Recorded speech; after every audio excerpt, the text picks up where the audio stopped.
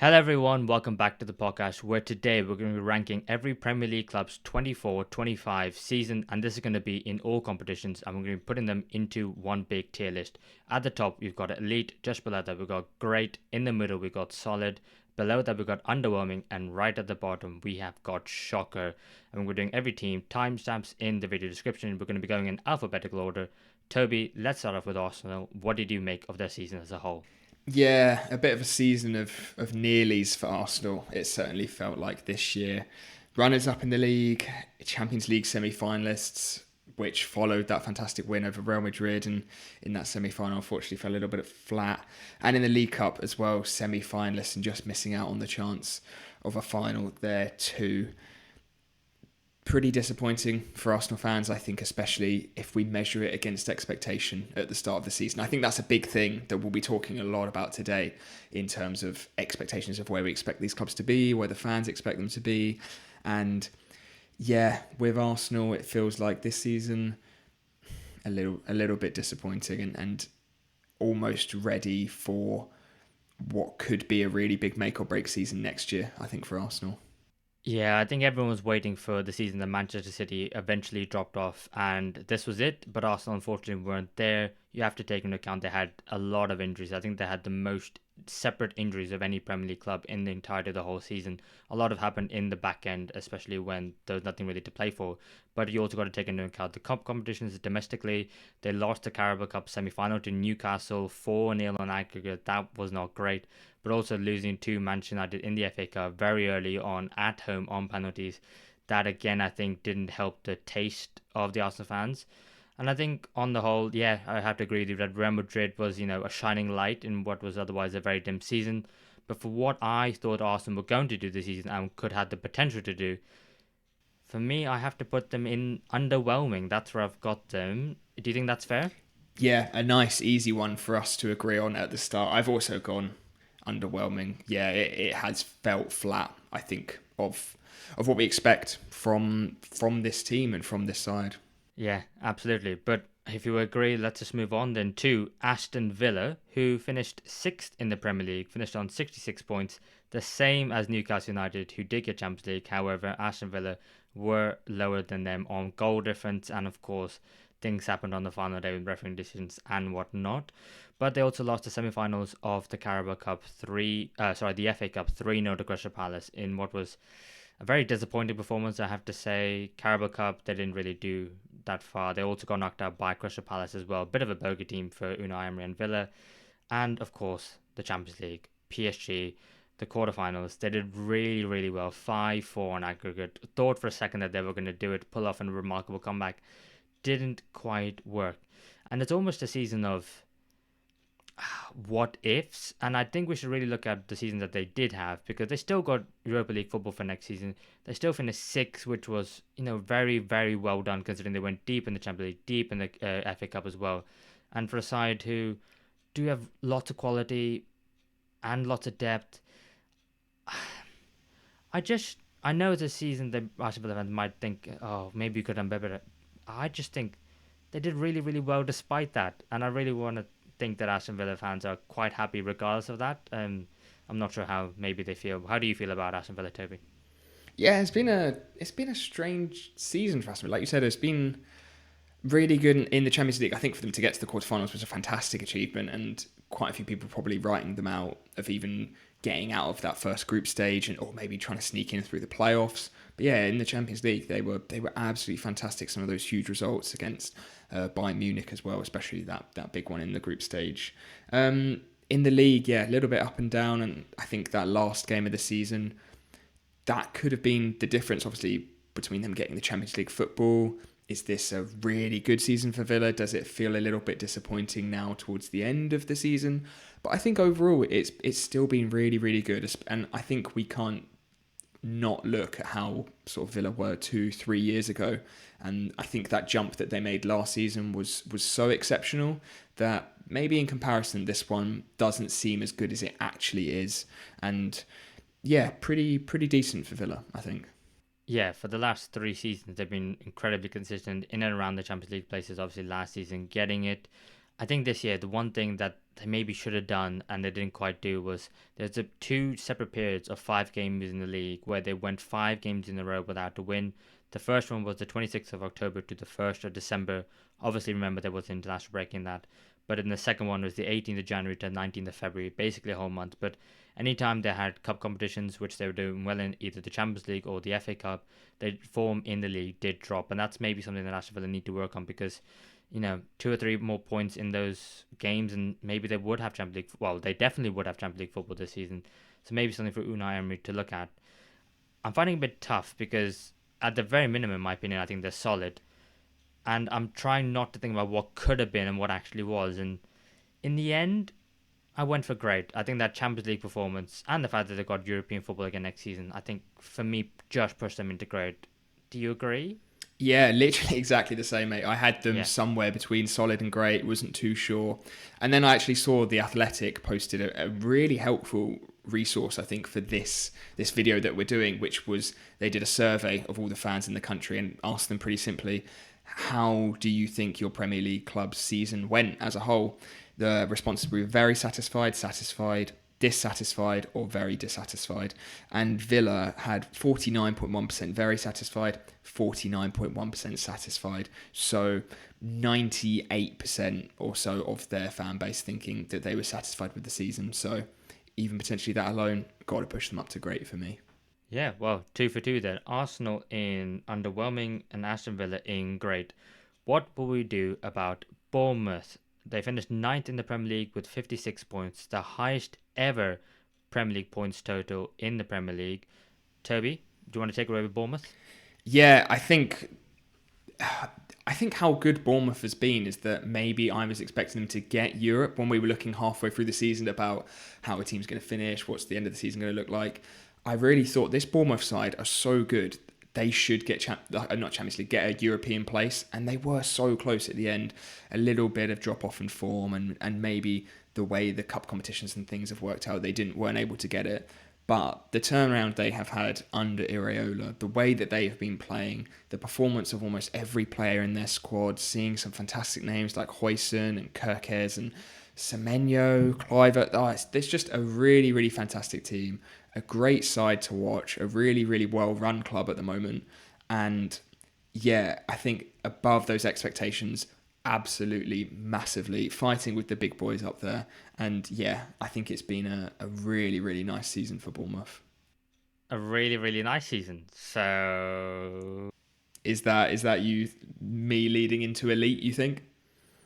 well, I wasn't sure. I was wondering how high were you planning on going there because I mean, the best ever points tally in the Premier League with 56 points. The next ever highest was 46 in 16-17. That was under Eddie Howe. So 10 better, and this is now the second ever time they finished in the top 10 in the Premier League. And just by the way you were sounding, it sounded like you might have been going into elite. I will reveal my hand. I have put them into great. I really love Bournemouth. And I think I love everything that they're doing. I love the fact that they lost the main talisman in the summer in Dominic Solanke, and the goals that they got this season: 12 from Kluivert, 11 from Semenyo, 10 from Mev and Toby. You've had outstanding performances from them, but also like the Kerkez, Huijsen, Ryan Christie midfield, Dango Ouattara, and of course Andoni Iraola, who I think potentially team performance of the season you could argue was their 4-1 win away against Newcastle when I think it was in January and they basically had a whole 11 out injured and they still went up there and absolutely dominated and cooked.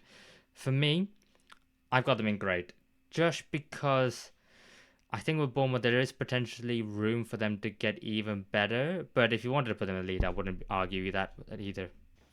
Yeah, no, I have actually gone elite. I just love them. I just think they're really good, but maybe with a less sort of rose-tinted goggles on of Bournemouth. I've got them in great as well. I think there's teams that have exceeded those expectations and had better seasons who maybe are deserving of that tier and just don't think Bournemouth could cut it. Maybe if they went a little bit further in one of the cups or scraped a few more points in there towards the end, they could have been bumped up. But yeah, I'm happy for great for sure. I had them there too. Nice. So Bournemouth going to great. And then we'll move on to Brentford, 10th place in the Premier League with 56 points. The same amount of points, funny enough, as Bournemouth. knocked out of the quarterfinals in the Carabao Cup to the eventual winners Newcastle when they were beaten 3-1, knocked out of the FA Cup against Plymouth Argyle in the round before that Plymouth beat Liverpool. That's very interesting. And I think that Brentford have had another really good season. For the fact that they've been in the Premier League 4 consecutive seasons in a row now, the fact that when you consider the size of the club, the fact they are a Premier League club, and they've never really been in a relegation race, if we're being completely honest. I mean, yes, last season they only had 39 points, but that was still far and away enough to get safe from the Premier League and not even really worry about relegation. And I think going into this season, that 39 points maybe affected psychologically a couple of people in terms of their predictions going into the season. Thought, oh, they lost Ivan Toney, maybe Brentford, this is where they get found out. And no, they've been Brentford of the other 2 seasons, they've been absolutely phenomenal. Wissa and Buemo doing the business, and now Damsgaard and Kevin Schade, 11 goals, 2 assists. I knew he was doing well. I didn't realise he scored 11 goals this season. I think Brentford have had a really, really good season. Yeah, honestly, you could just repeat what I said for Bournemouth and change a few names around, and I think it still applies to Brentford as well. Another, well, not one of the big boys, stepping up, really, really performing, pushing a lot of those sides and even trying to sneak into Europe, the same as Bournemouth as well. Similar results in the cup competitions, like you said, with Bournemouth at quarterfinal in the FA Cup, Brentford quarterfinal of the League Cup. Just another fantastic season for them. Both of their fan bases must be buzzing and excited to see what's going to come in the future if they can keep some of those top players that they are desperately trying to hold on to, I'm sure. So yeah, for me, similar case to Bournemouth. Stick them in great, I would. Okay, so I might have chosen my words a bit poorly there. So despite the fact that I think they've had a great season, I've actually put them in solid, if that makes any sense whatsoever. Just because. Really? Yeah, just. Wow. I know. But just because they finished in 10th place, 56 points, and the second season they came up, they got 59. So it's not like their best ever in terms of their history, the 4 years in the Premier League. It is their second best ever. And maybe I'm being a bit harsh there. But they finished 10th. I mean, you're not really not splitting. I mean, the reason why I put Bournemouth in great and Brentford in solid was because Bournemouth achieved their best ever Premier League points tally. Brentford haven't. So if Brentford even got 59 or 60, then I'd say, okay, yeah, put Brentford in great. But I think that just few extra points really makes a difference for me. But I also don't feel too strongly about it. Yeah, I understand what you mean in terms of maybe Brentford's sort of spell in the Premier League and how we see these players like Mbuemo and Frank. I just think last season things were looking a little bit scary and there were shouts that they were going to be in that relegation race. And I think when we were looking at any of the 2 Premier League sides to potentially be in there with the newly promoted sides, it probably was Nottingham Forest and Bournemouth as maybe and Wolves as well as maybe those sides that were in danger. And I just think this season how they have really, really jumped on and pressed on and hopped up above those sort of mid-table sides that we expect around there. I just think they've got to go. They've got to go in great for me. If you're able to be generous and pump them up. Yeah. Do you know what? Why not? I'd maybe argue that last season was more of an underperformance than this year being a great one. But also, I think sometimes Brentford don't get enough credit for what they do. So yeah, do you know what? I will happily put Brentford into great season. But let us know in the comments below what you'd be doing. Where would you have Brentford and everyone else? As we move on to Brighton and Hove Albion, 8th place in the Premier League, 61 points, only 4 points off European places. And had it not been for Crystal Palace's FA Cup victory, maybe Brighton would have ended up with some sort of European football. Stings the fact that it was Palace that did it.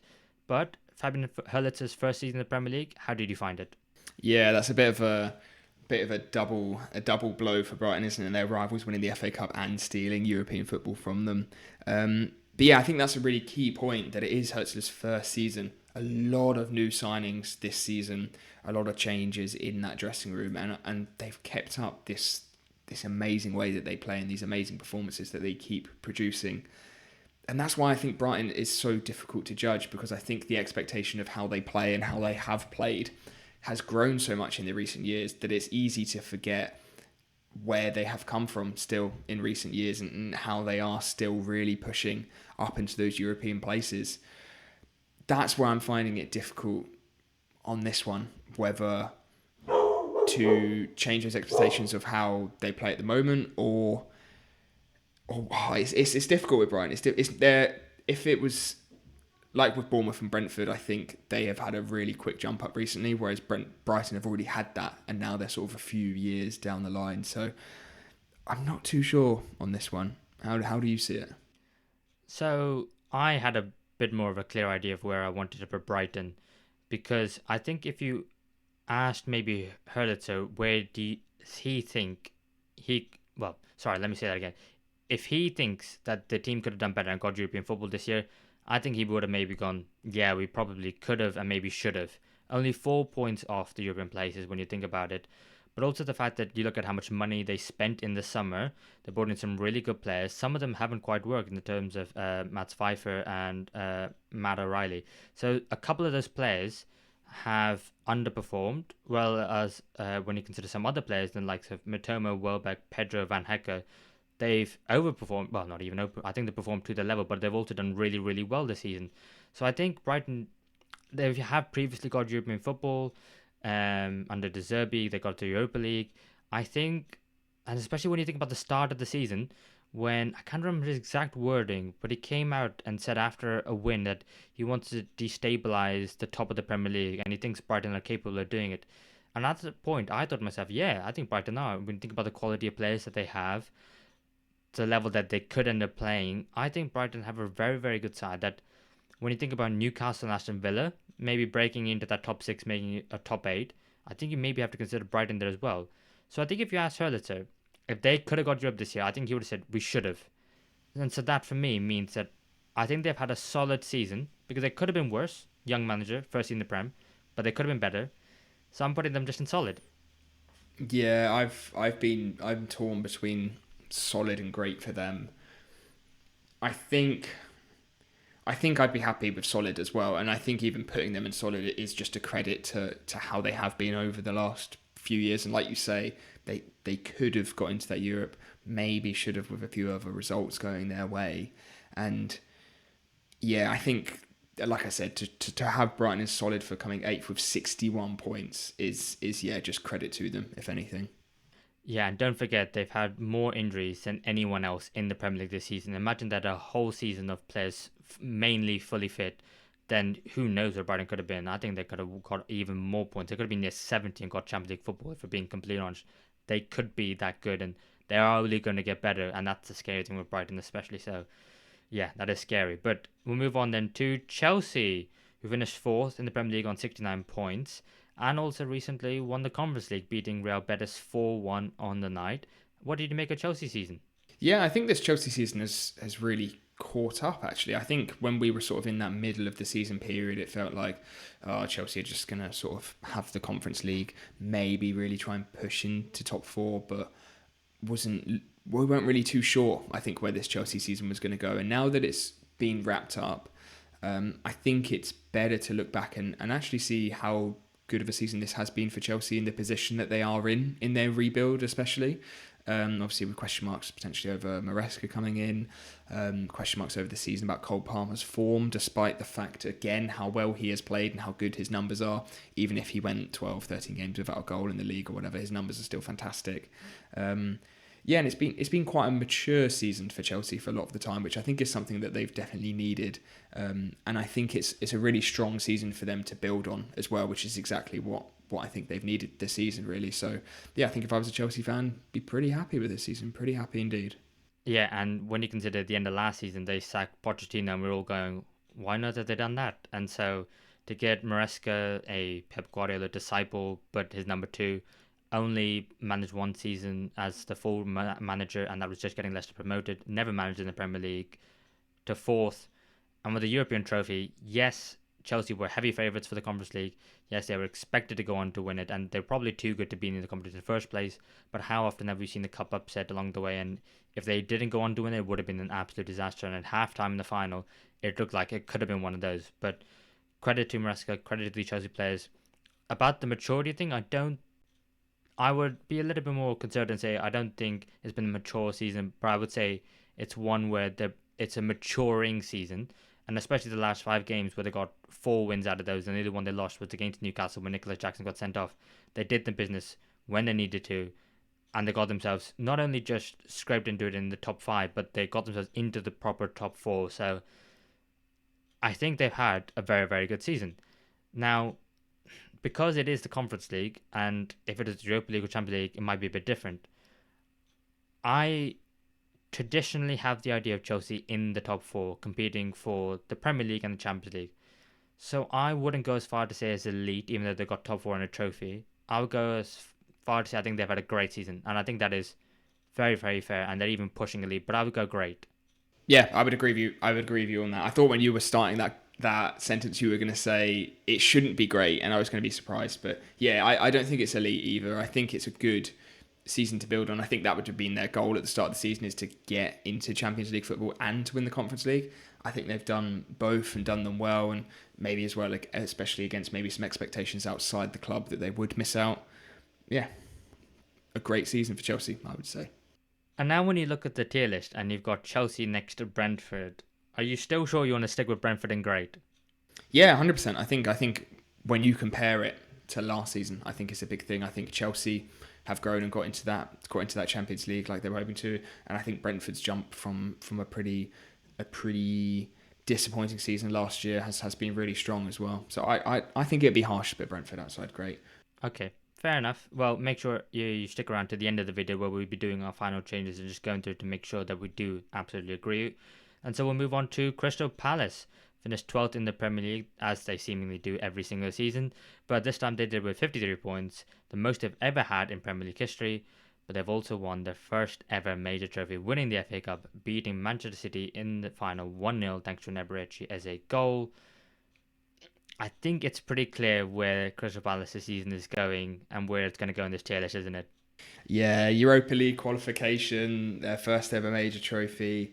On the Athletic survey, it says it all. 95.2% very satisfied, with 4.6% dissatisfied, and for some reason 0.2% are dissatisfied, but we can just ignore that because this has been probably one of Crystal Palace's best ever seasons, and yeah, there is only one category for them, isn't it? Yes, they absolutely have to be in elite. And even go back to the transfer window. Remember when they lost Michael Elise, they lost Joaquin Anderson to Fulham, and you thought to yourself, oh, what are they going to do? We're going to drop off a little bit. They didn't win until game week 9 in the Premier League, which was October 27th. So 8 games where they didn't win a single game and only drew 3, lost 5. And so transfer window, beginning of the season, it didn't look great. It didn't look rosy, but they've been phenomenal since. I mean, Trevor Chalobah at the back of the first half of the season was immense. Chelsea then recalled him, and then ever since then, Marc Guéhi, Maxence Lacroix, and Chris Richards at the back have been phenomenal. Then Ismail Sarr has turned up the form. Daichi Kamada midfield has been excellent. Mateta and Eze have been banging in the goals between them. And Europa League football for Crystal Palace, first ever major trophy, sorry. Yeah, it can't be anything other than the league. That was one of the slam dunks, I think it's fair to say. But where did you have Everton, Toby? Managerial sacking midway through, saying goodbye to Goodison Park. A lot of mixed emotions with Everton, I think. Definitely a first half and a second half to this one. Yeah, it's been a bit of a funny old season, really, hasn't it? I think their expectations going into it probably would have been to try and get back into that comfortable mid-table range. I think to try and avoid any potential relegation battles, any relegation scares. Not particularly any heavy investment into the squad, which I think should come into how they have performed as well. And obviously with the managerial change and the stadium change, so much going on this season. And I think a good aim for them would have just been just as normal as they could get it in a way. And I think they probably have done that, I would say. Yeah, I would agree. I'd actually say at the beginning of the season, a lot of Evertonians were saying, we're not spending any money. We've got Sean Dyche in as manager. Let's just get ourselves to the new stadium and then maybe then we can restart. But I think with the addition of David Moyes, he gets the club, he understands the fan base. He's got this team playing much better football, they're scoring more goals, entertaining.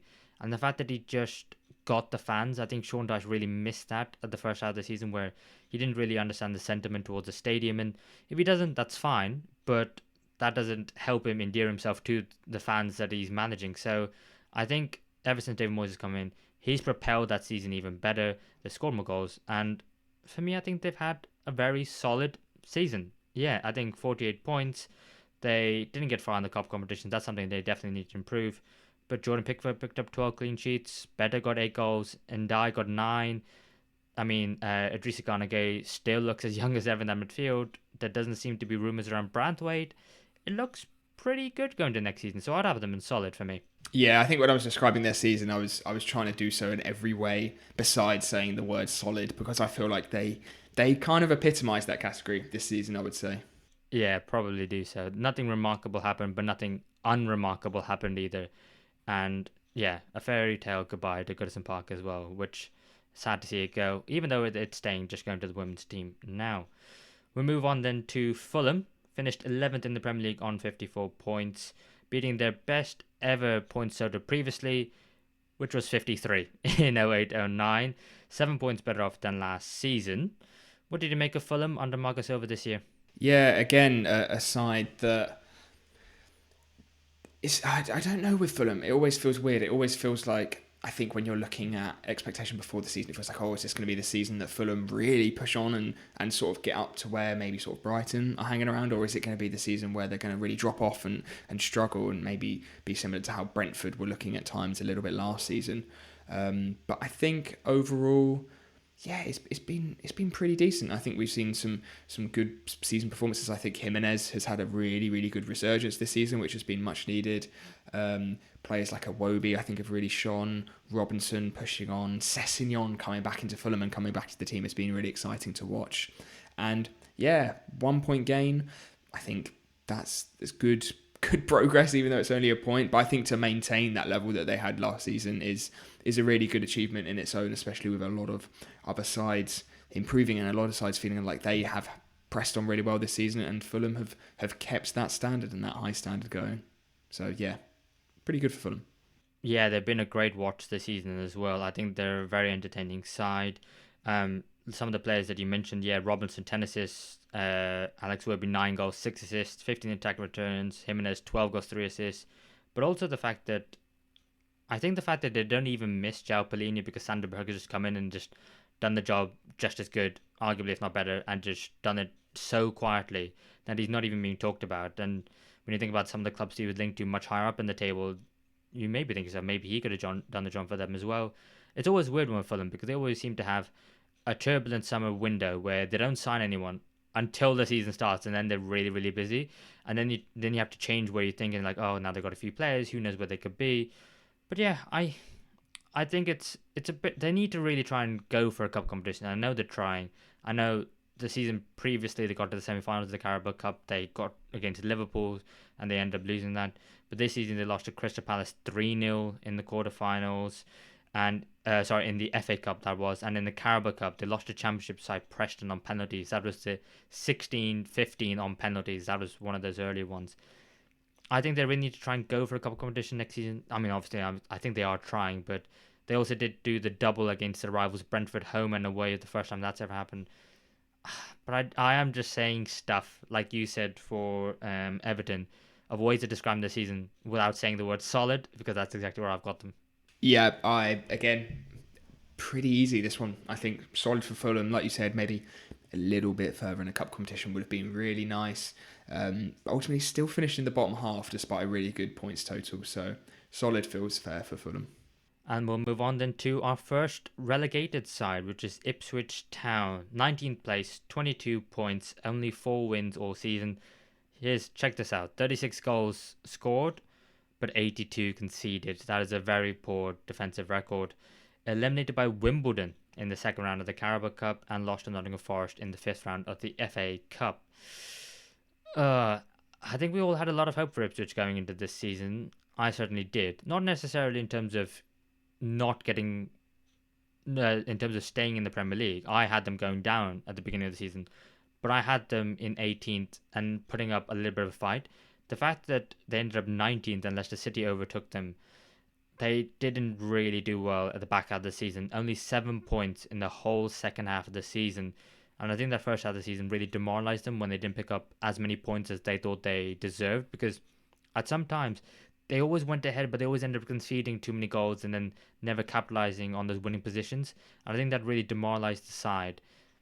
And then the goals kind of dried up with Liam Delap, who, by the sounds of it, looks like he's moving on to Chelsea. It didn't quite work out, and I expected them to at least be 18th, but the fact that they finished 19th in the end, I think, was incredibly disappointing. So, spoiler alert, I definitely have them in one of underwhelming or shocker. Yeah, I feel like any relegated side, it's almost impossible to put them outside of those two categories, really, isn't it? And with Ipswich, yeah, it did feel like if any side were gonna have a little bit of bite about them, have a little bit of, oh, they could be doing something here. Maybe because expectations were so much lower for being Ipswich, obviously being two promotions in a row. Maybe we were thinking it's going to be similar to how Luton were. And ultimately, the result was really just playing with a little bit less excitement and a little less of those crazy games that we expected, and still going down just like Luton. So hopefully, fingers crossed for Ipswich next season, they won't be going down again. But I've put them in shocker. Maybe that's a bit harsh, but I just think only 22 points is really disappointing and not really putting up any of a fight to stay up where it felt like any point that they were going to stay up. So yeah, I've got them in shocker, unfortunately. Yeah, unfortunately, I do agree. I've also got Ipswich Town in shocker. I just think that maybe if they doubled the tally in the first half, got 30 points, it still probably wouldn't have been enough to stay up in the league, but then maybe they could have applied some pressure. Someone else could have bottled it, but they didn't do that.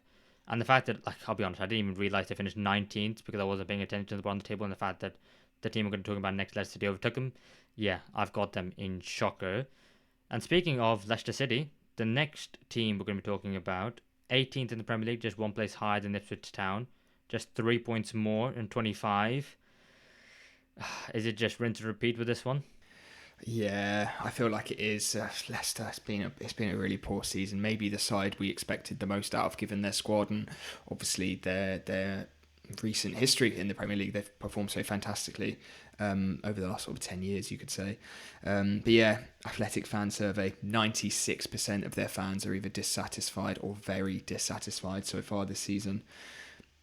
Poor performances in the Cup, fourth round in the FA Cup and fourth round in the League Cup. Only 25 points.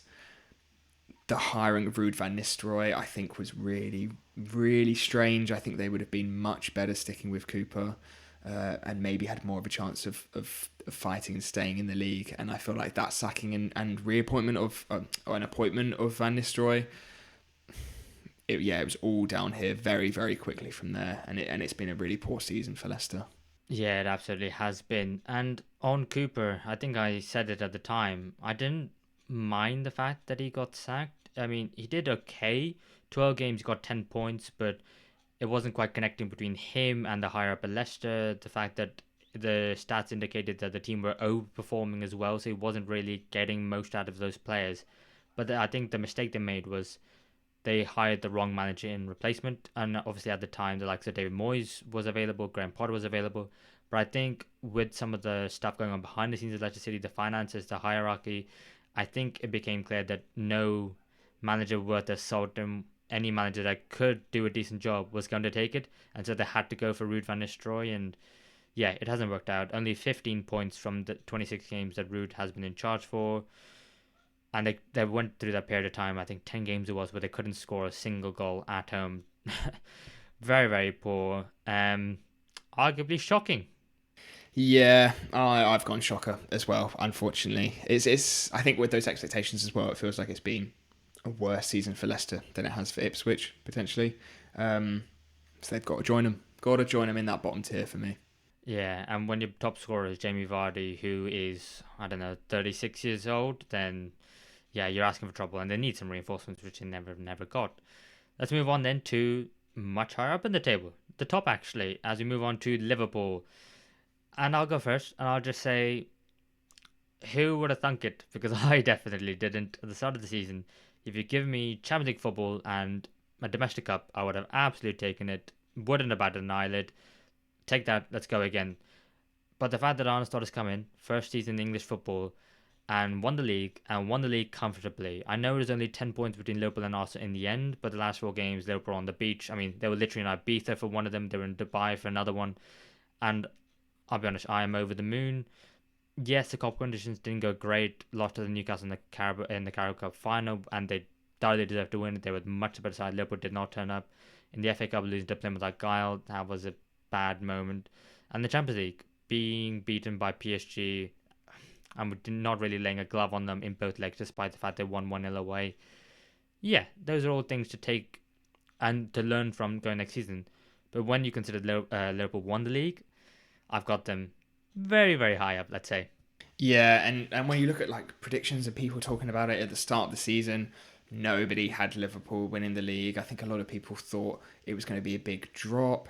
And I think the way that the season and the title race unfolded, I think that achievement that Slot has done in his first season at Liverpool has maybe gone a bit underrated, I think, especially with the lack of any real challenge for them, I think has made it less respected in how well and how good of a season they've had. So, yeah, I 100% agree on that. I think the whole squad has performed fantastically, got them playing a new system, some well, not even new players coming into the side and really improving, especially Gravenberch has been exceptional. I've gonna have to agree with you, Mev. I'm gonna have to whack them in elite if that's where you've got them as well. Yes, I've absolutely got them in elite, and you make a great point there. They only made two signings. One was Mamadashvili, who went straight back on loan to Valencia. The other one was Chiesa. Didn't start an important game of football in the league or the Champions League until Liverpool had already won the league and were knocked out of the Champions League. So he's basically done it with Jurgen Klopp's squad. So really exciting to see what the future holds as well. Let's then move on to Manchester City. They finished third, 71 points. It's not the Manchester City that we're used to seeing, and this season was perhaps a little bit of a wake-up call, wasn't it? Yeah, a wake up call for that rebuild and potentially even that FA Cup result.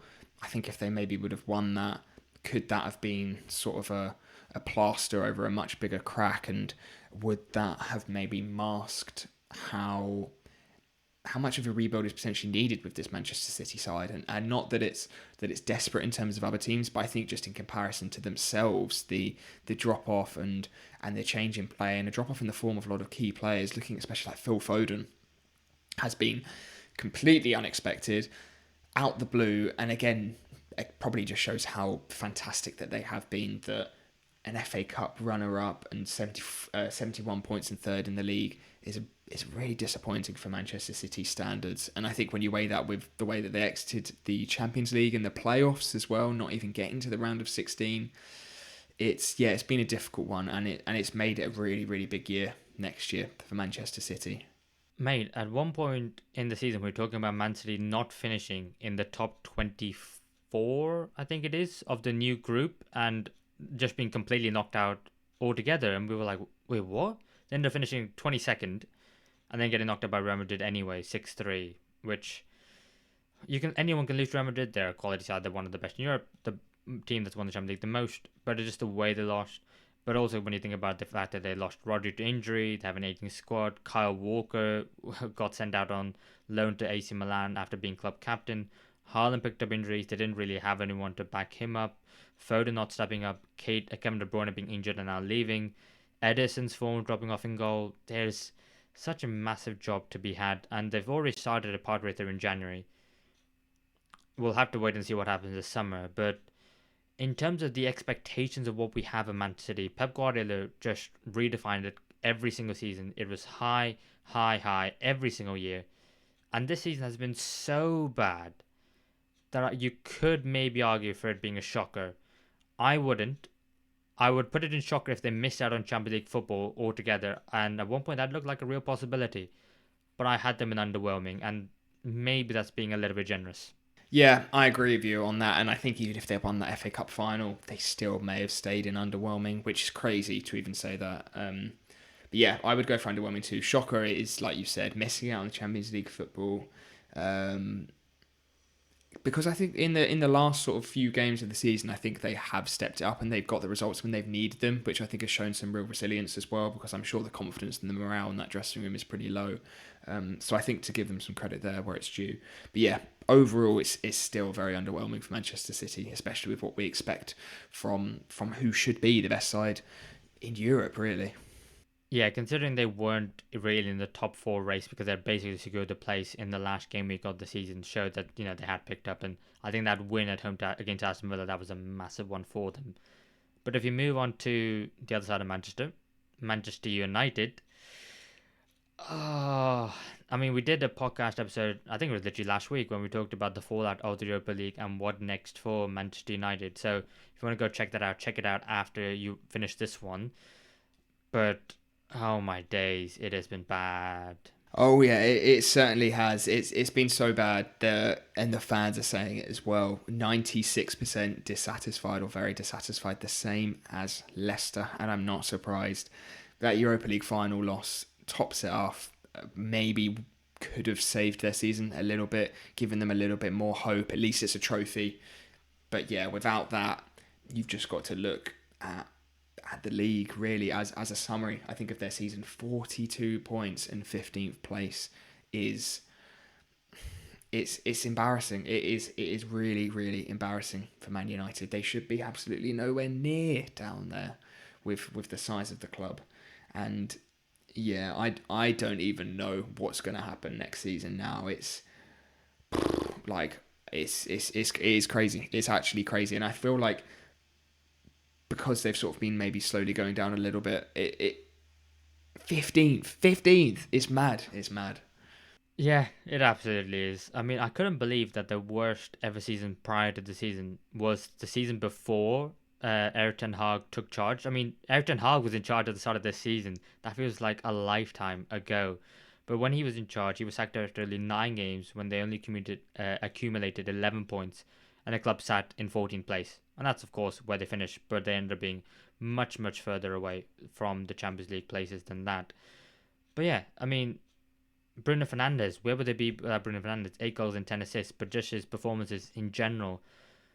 Oh, yeah, it is really, really bad. And of course, that losing to Spurs was, yeah, a cherry on top of a massive cake of brown poo. But yes, shocker, yeah.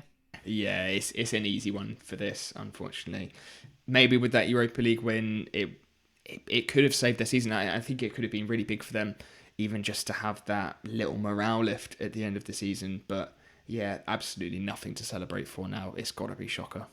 Yeah, and like I said, go check out that video about what next for Manchester United after this one as well. Hopefully you enjoy it. I don't think any Man United fans are enjoying football at the moment.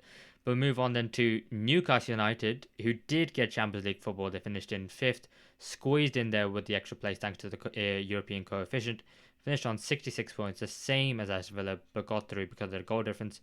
And they also won the Carabao Cup, their first domestic trophy in 70 years. What do you think of Newcastle? It's a great season. It is a really, really great season. Champions League qualification, that's what they would have wanted. 100% would have been their goal at the start of the season, and they've absolutely smashed that. League Cup winners, I think it's huge for them, and I think shows that they are there to win trophies, that they are there to push to be one of the best big clubs. They've had this massive investment. It hasn't been a meteoric rise. It's been a really sensible rise, and it's been really sensible signings, strengthening that squad, lowering their sort of base of that squad. I think is really, really good now. And next season, if they can keep a hold of all of their squad, I think if they can, PSR allowing, maybe get one really, really good signing. Newcastle, again, I think will be looking for trophies next season, looking to replicate what Aston Villa did in the Champions League this season and really pushing on. And I think this is a season that shows that Newcastle are not, it wasn't a one season wonder of them getting into the Champions League. They are here to stay 100%. Yeah, I think so. 2 times they've got Champions League in the last 3 years, and now that they have the extra money, hopefully they can reinvest into the depth of the squad as well as the first team, and so they could really do it consistently. And then if they do it next year as well, then I think we're on to discussions about is there a top seven, is there a top eight potentially, but yeah, but also on the Carabao Cup because they didn't beat just mugs on the way. They beat some really, really good sides. They beat Nottingham Forest on pens in the second round, beat Chelsea in the round of 16. They beat Brentford in the quarterfinals, beat Arsenal 4-0 on aggregate in the semi-finals, and then they beat Liverpool in the final. So They didn't have an easy draw. They had a very difficult draw, but they thoroughly deserved to win it. And at sometimes it looks a bit ropey. Some of the defence were missing. Anthony Gordon got sent off in the FA Cup against Brighton, so missed the final as well. So they didn't even have the strongest 11 out on the pitch, and they still won. So credit to Newcastle, credit to Eddie Howe.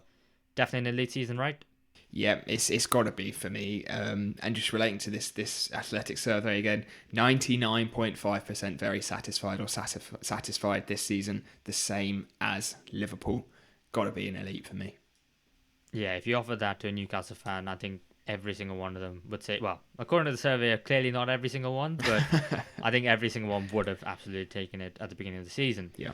Now, let's move on to Nottingham Forest. And I was struggling a little bit with Nottingham Forest because similar to Aston Villa, I was thinking about like what ifs. Because I remember at one point I was watching the overlap fan debate and they had a Nottingham Forest fan, Greg, I think his name is. And they were asking, not Craig, oh, I don't know. But they were asking the Nottingham Forest fan if you could take the FA Cup or the Champions League, which one would you take? And the fact that Nottingham Forest have ended up with neither is a really, really tough pill to swallow. But I do still think they had a really good season. Yeah, and I think it's easy with this one to have a look at the expectations at the middle of the season as opposed to the start. And I think the start of the season is the key one. We had them down looking at potentially relegation. I think they were one of the favourites to go down outside of those newly promoted sides. But the way that they've been playing is absolutely superb. Every single one of their players, I think, in that squad has had a great season at least. So good defensively, so exciting and quick going forward on the counter, especially under players like Alanga and Callum Hudson-Odoi. FA Cup semi-final, 7th place in the Prem and going into the Conference League is absolutely massive. Like you said with Newcastle, I think if you would have offered that Newcastle at the start, the fans would have taken it. If you would have offered this to Forest at the start, they would have absolutely bitten your hand off to take it for sure. Absolutely, and that's the thing. From where they were to 7th place and 65 points, they were the only team to beat Liverpool at home in the Premier League this season, the champions. I think they've been absolutely phenomenal. They've been Manchester City at home and I remember when that game happened, I think we recorded a podcast and said, we think Nottingham Forest are 100% getting Champions League football. The end of the season, it has, dropped off a lot. Obviously, they didn't quite get the job done in terms of the one that they wanted. But still, when you think about the summer, the transfers of Milenkovic, Anderson, the ones who've been starting week in, week out, then the players who came off the bench, like Souza, Morato, and Jota off the bench, Nuno leading another Premier League side into Europe. Yeah, I think they can be a little bit disappointed, but don't take it away from the fact that, in my opinion, this has been an elite season for Nottingham Forest. Yeah, 100% agree. They've got to be in there. Yes, so that makes Crystal Palace, Liverpool, Newcastle and Nottingham Forest in elite. Now let's talk about the final of the newly promoted side. Southampton got promoted through the playoffs after beating Leeds United. And I think a lot of people did think that maybe it was too early for them to get promoted with the squad that they had. Maybe it wasn't quite filled with enough quality. And maybe it was too early for the manager Russell Martin. But what transpired was them finishing bottom of the Premier League, only just narrowly beating Derby's worst ever points record of 11 with 12. 2 wins all season. Sacked the manager, brought another one in. He's already left now. It's been an absolute mess. Yeah, and for some reason in our pre-season predictions, I threw them in as a shout to stay up, and I don't know why. I think I was just trying to be interesting, liked the way that they played, liked a few of their players, and they have been pretty dreadful. To get only a point above the lowest ever Premier League points tally sums it up really without saying much else. Start of the season, they were trying to play it out the back too much, trying to play too much good football, just absolutely leaking goals left, right and centre. Second half of the season, they shored things up, but it was too little too late, and then they were struggling even to get any goals that really mattered for them. Easiest tap in, this one, isn't it, for Shocker? Yeah, I think it has to be a shocker. I don't think you can really be surprised that they got relegated, but to be as bad as they were, and they were really bad at one point under Russell Martin. I think some of the individual players are good. I think the manager is a decent championship manager, and I think if he gets a new job, then he could get the side promoted in a couple of years. But yeah, I mean, what can you say? It's just a shocker, isn't it?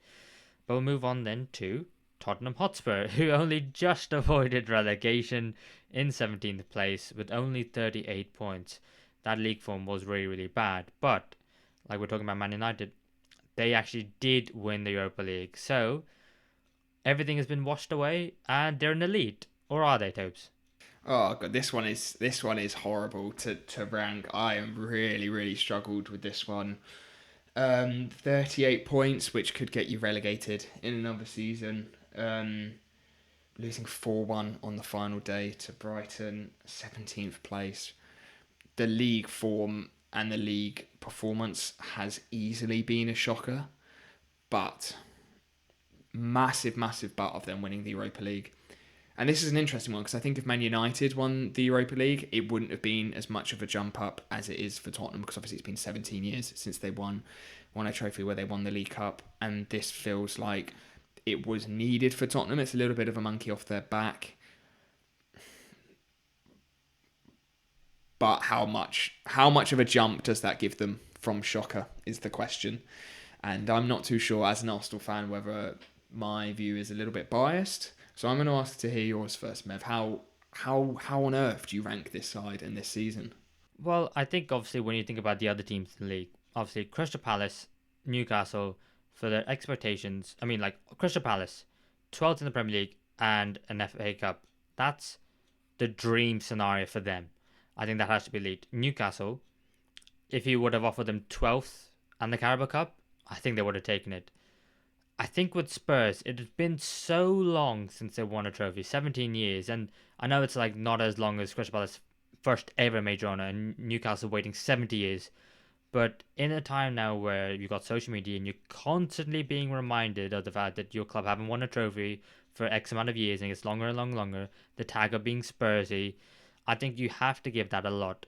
However, I will not discount the terrible league form because it has been so bad that I do think it has to bring them back down to reality a touch, and the fact that I don't really think you can be 100% convinced about the manager. At least Newcastle and Crystal Palace, they know Howe and Glasner are definitely the managers. They're on a project. They're heading in the right direction. This cup, the trophies that they won, is a huge step on an upward trajectory that's already happening. With Spurs, you don't know. So for me, because of the league form, because it was so bad, they lost 22 games this season. It just breaks it down a little bit, and I put them into great, but only just. That's where I had them, and I have no skin in the game with Tottenham. So where did you have them? I can't believe you're saying they're only just outside of elite. I think that's so generous. I think that is really generous. I think the league form has been so awful. Yes, the Europa League win I think is probably an elite win for them, but I think with it being shocker, I found a middle ground in solid. I think the comparisons to Newcastle and Crystal Palace are quite different because I think Newcastle had a league finish that they were really happy with.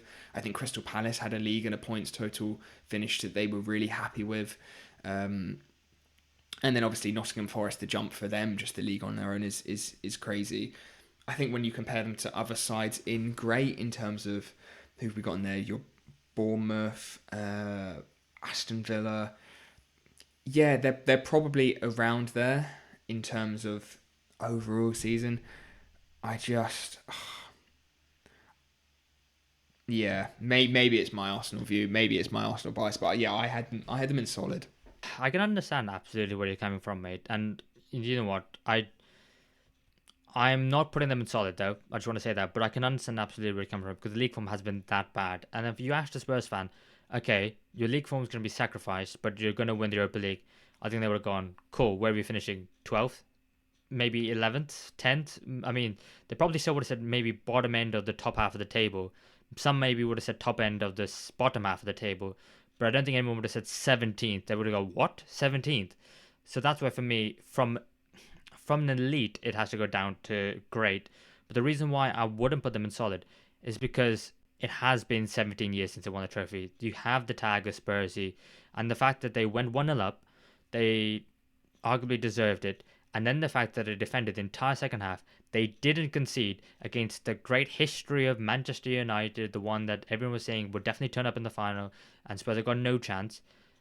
They did it. They defeated that tag, and you can now look ahead to the future and go, oh, at least we got that off our back for now. So I have to put them into great. Sorry, mate. No, great's fine. And a big point that I think maybe I hadn't considered was that it gets them Champions League qualification, which I think is pretty massive.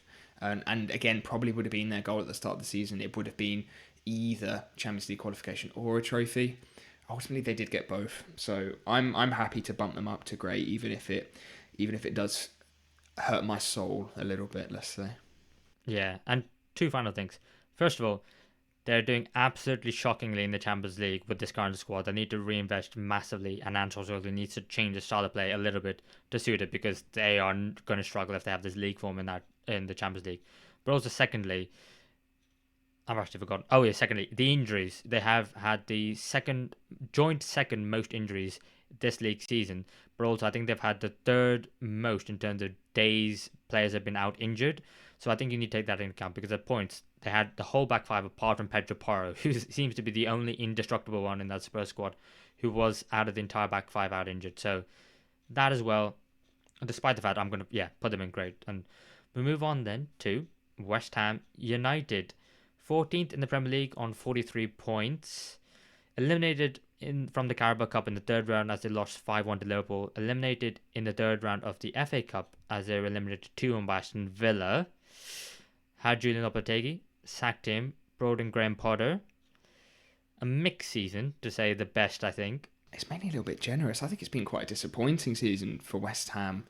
A big transfer window following the season following a big transfer window. I think we expected a little bit more out of West Ham. Obviously making that transition to Julian Lopetegui and sacking David Moyes, who was a really brilliant servant for the club, and I think did about as well as he could have done, really, with what he was given and the backing that he was given by the club. Graham Potter coming in, I think, is a positive change, and I think he certainly can do a good job there. Has he done it this season so far? I don't think so. I think he needs a really, really good pre-season.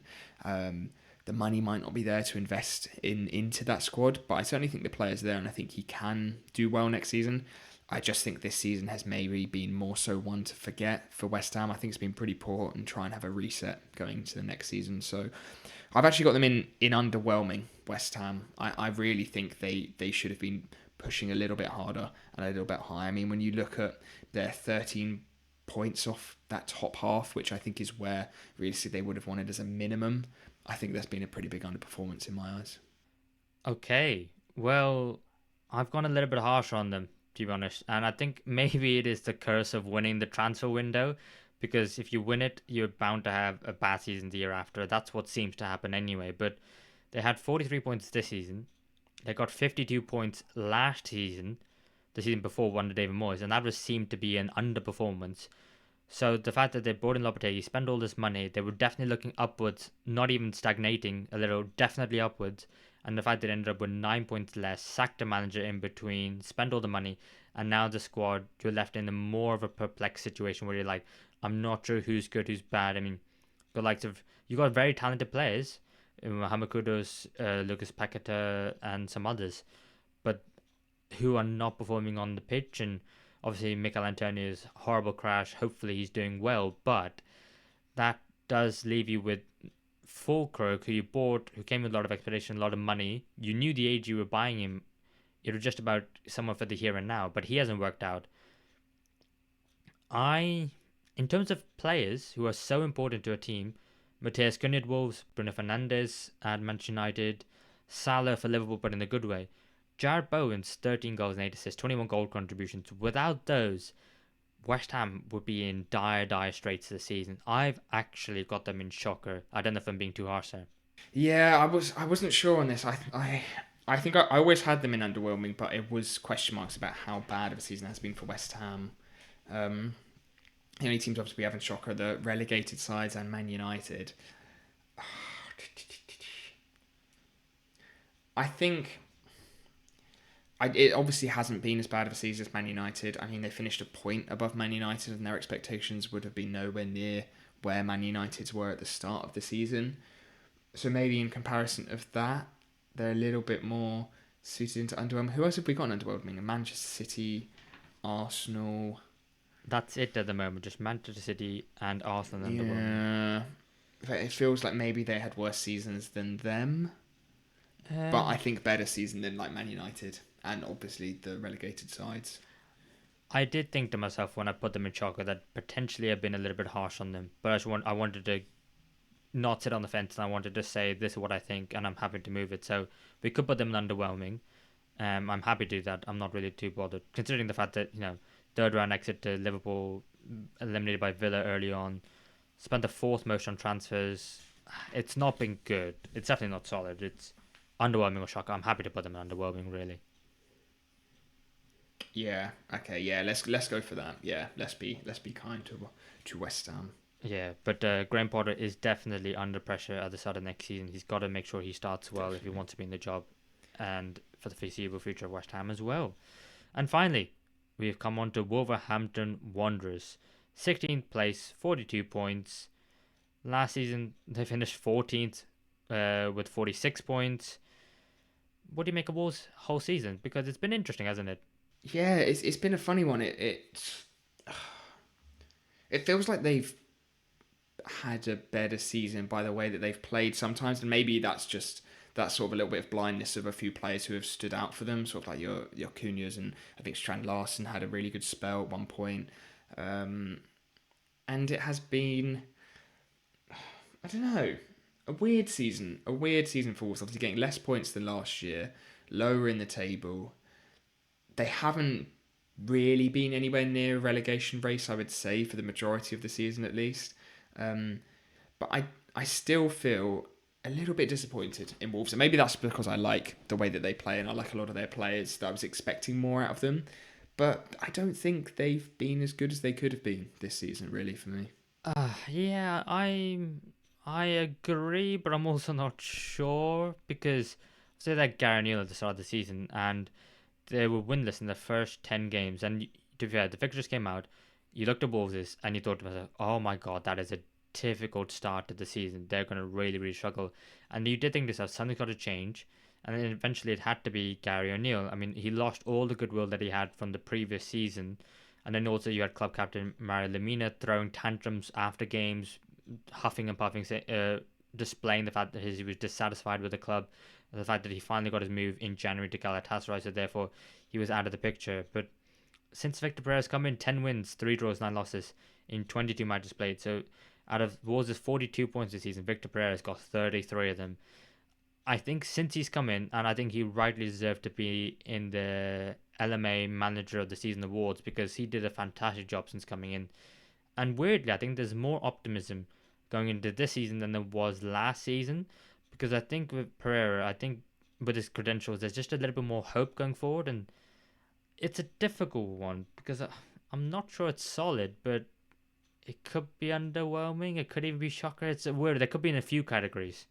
Yeah, I had them. I had them at the top of underwhelming when I put them there, and I wasn't sure if it was harsh or not, because like with the thing with it being solid, it hasn't felt solid, but it hasn't felt bad either. So it's a weird one. There's somewhere between those two for me.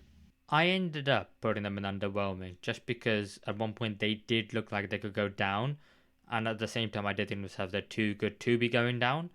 So the fact that they finished sixth, I really want them to just like get like 50 plus points in the season and go, great, this is where the squad deserves it. But the quality of the Premier League is so tough now that someone's got to be down there, and if you are down there, then it's obviously going to be disappointing. So do you think underwhelming is fair? Yeah, but I think that is fair. It's like you say. It feels like, as you said, there's got to be a team that's down there, and it feels like it probably is going to be somebody like Wolves. But that's not because Wolves are deserving to be down there. It's just because the other sort of 16 teams who aren't a newly promoted side are just so good now. And if Wolves are one of the lower performing teams out of the Premier League sort of remainers, I worry for those promoted sides next season. I really do. Yeah, that's the thing. If you're an established Premier League side and you have a bad season, that probably means you finish 17th. You may be sack your manager, but you still out with 40 plus points. So really, it's disappointed by the expectations of where you want them and where the club wants to be and the fans. But in the broader context of football in general, is it that disappointing, or is it just part and parcel of what comes with elite football? Who knows? But yes, there we have it, all 20 teams. I'll quickly just run through them from top to bottom. So in elite, you have Crystal Palace, Liverpool, Newcastle, Nottingham Forest. In great, you've got Aston Villa, Bournemouth, Brentford, Chelsea, Tottenham Hotspur. In solid, you have Brighton and Hove Albion, Everton, Fulham. In underwhelming, you've got Arsenal, Manchester City, West Ham United, Wolverhampton Wanderers. And in shocker, you have Ipswich Town, Leicester City, Southampton, and Manchester United. Are you happy with those, Toby, or would you like to change any of them? I'm happy with all of those. I think that sounds like a good list. Yeah, I'm happy to, unless you have any contentions with that. No, I'm generally happy with all of them. I would maybe argue that Brentford should be in solid and not great, but maybe because of the size of the club, how much the money they invest, maybe that's being too harsh on them. But yeah, no, I'm more than happy to put that forward and let the viewers decide in the comments below.